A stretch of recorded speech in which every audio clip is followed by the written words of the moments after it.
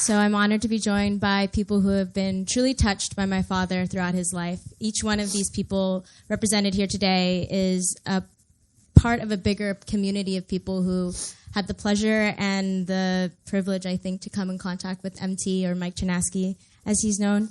Let's kick it off with like how you met my dad. So we'll start with Jake. How did you meet MT? I feel really lucky because I'm a collector, as some of you can see from the exhibit. And there's a piece of raw footage in that video you just saw of a young kid saying, "Hey, Mike, you give him the cue." And that's me. The first time I was a part of skateboard film production, summer camp, 1988. And Mike Ternasky was the camp director of skateboard camp. And that's part of where he cultivated his extreme ability to connect on so many deep and rich levels. So I met Mike at skateboard camp. I was a camper. Mike was the camp director. I broke my arm the second session I was there. He took a liking to me. We called my parents and we said, "Hey, Jake broke his arm, but I think he could stay and I'll just have him help me." And I became his sidekick. Skateboarding is a refuge for people who don't feel a part of it. And Mike knew how to make you feel a part of it. So I think what your father gave to me, first of all, was the sense that anything is possible. Like, there's no rules. There was no guidebook. And I think Mike embodied this sense of potential. He believed in things. And then he made you believe in things. And then those things fucking happened. That was a dream, what we had together, all of us. And so I think whenever I'm working, whenever I'm in a crazy situation with crazy people, I'm always just like, well, it ain't fucking gnarlier than filming Rodney Mullen do a dark slide down Balboa Park at 10 o'clock at night when the video's premiering in 2 days. And I got to call Mike to tell him we got the trick. And I call him and he's like, "Did you get the second angle?" And I was like, "No, fuck." And then I'm like, okay. And then I get the second angle and I get it. But that sense of cleaning up your work, cleaning up after yourself with your work, right? You hold yourself to a standard. So I think he really taught me accountability, and I think he and his spirit, God bless him, has kept me accountable.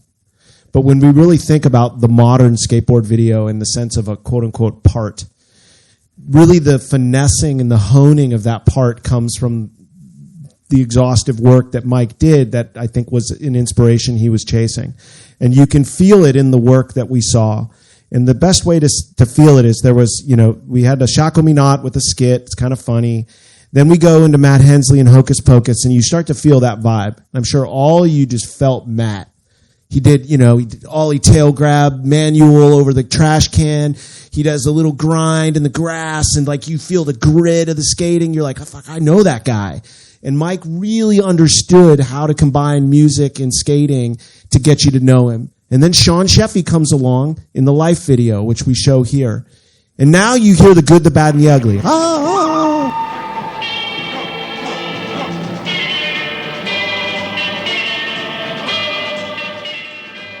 Now that triggers us cinematically. Mike knows it because he loves movies and he feels it. And that part does something really unique that's just I want people to track, which is he shows you the spots. It's very crude, but he shows you the spots that are going to get fucking destroyed in the part. And he starts it and it's like, and boom, boom, all the music. You're like, that's cinematic tension. And then you see a handrail. You see a gap. You see another ledge. And then all of a sudden, slow-mo, Sheffy comes in and like rail slide, backside grab to Fakey on that spot near the airport. And you're like, oh, and it's slow-mo and it's gnarly and you hear the music. So right there, you feel a cinematic conversation happening where the audience is now engaged in the film. The music triggers something. The tone and the texture of the material supplants the aesthetic. And now you're in. And then you have Pat Duffy in Questionable, which is the last piece of Mike. And that has the Primus song that resolves into The Doors. And in that part, Mike had, dare I say, an instrument in front of his camera that could hit the notes that he wanted the medium to get to. So you could have a crazy trick on a handrail that no one ever saw.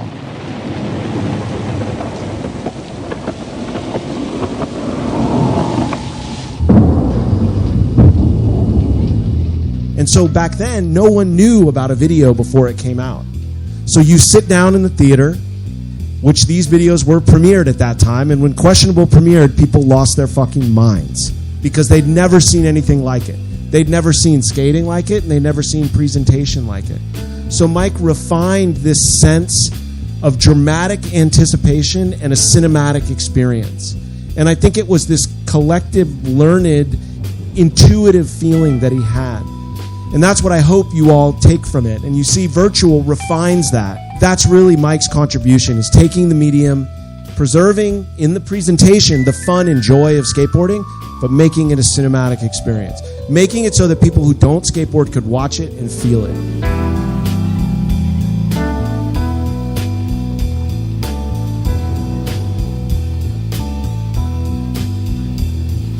Riders on the